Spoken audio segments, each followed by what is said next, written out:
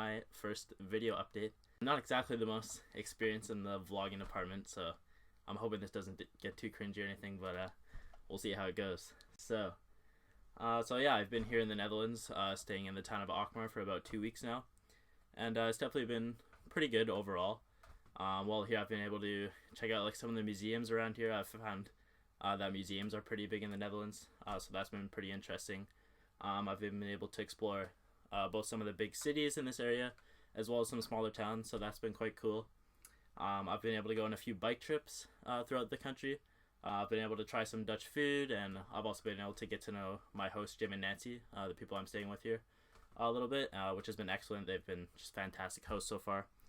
And yeah, so it's been good. I will say it was a little bit of an adjustment at first, kind of getting used to the culture here, and just coming to terms with the fact that I'm in this completely different continent by myself. So I will say that was a bit strange, but I'd say by now, although the feeling like didn't go away, I am pretty used to it now, and it doesn't really bother me.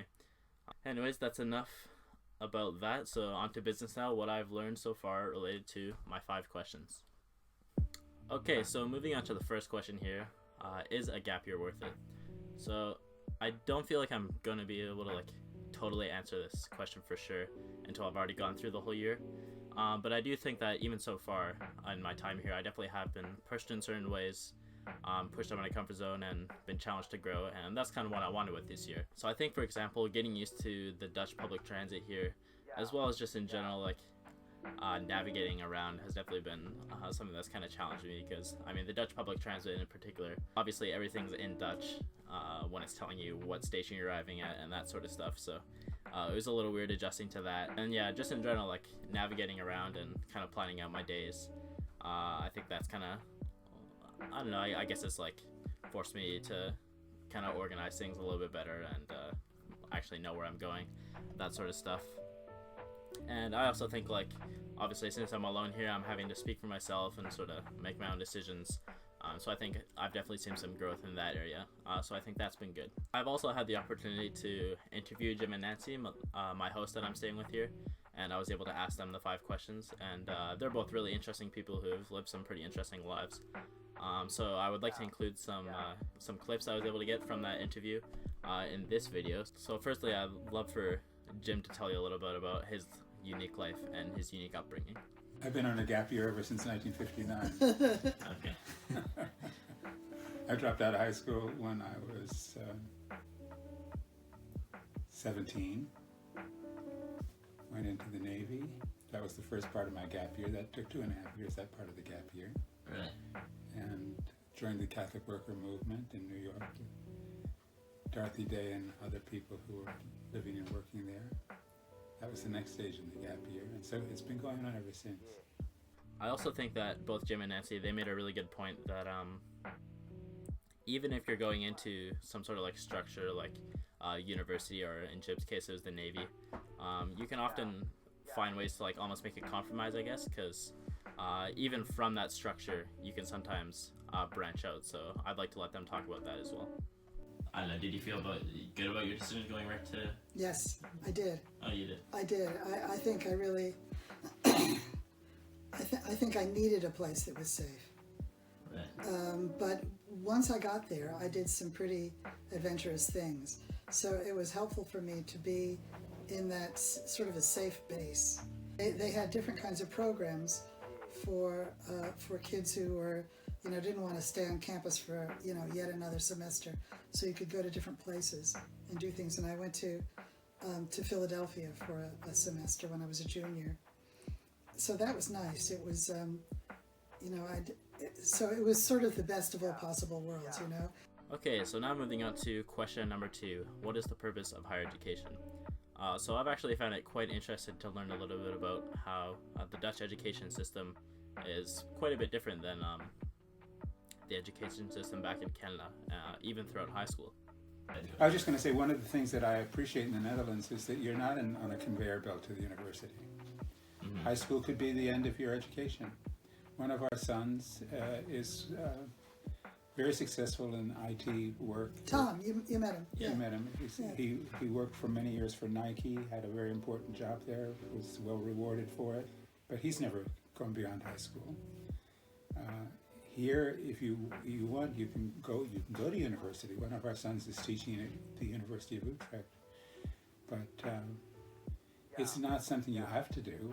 So basically here, there are certain specialized high schools that will kind of allow you to focus in on one area, whether it's music or another arts or whatever it may be.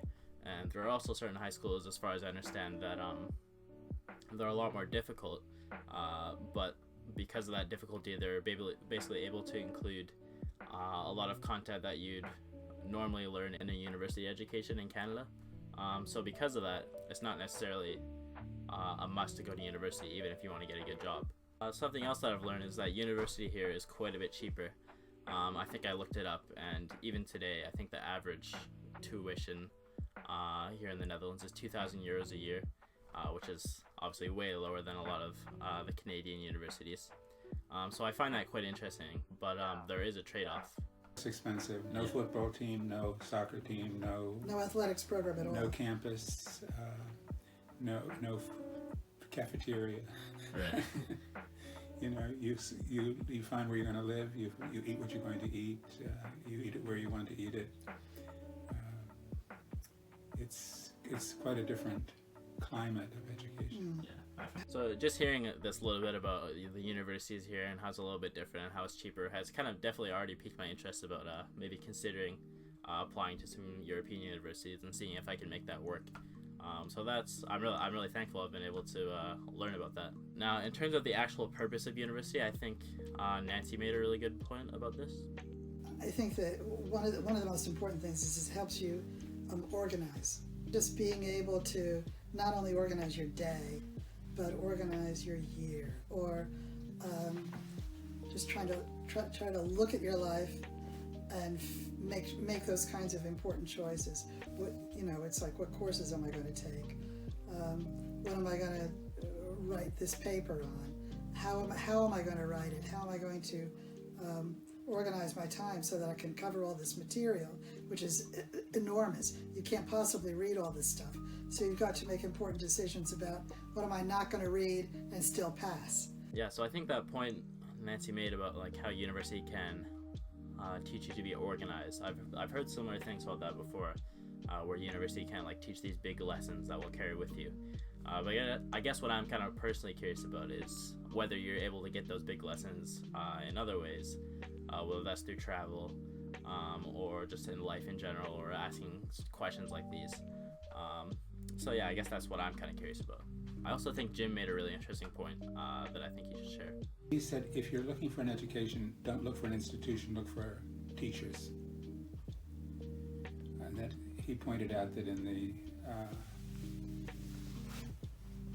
say, 13th, 14th, 15th century, students would walk from Madrid to some other distant place to Prague in order to study with a particular teacher, or walk from Prague to Paris to study with another teacher, would walk from Paris to Oxford to study with another particular teacher. It wasn't so much the institution, it was the teacher.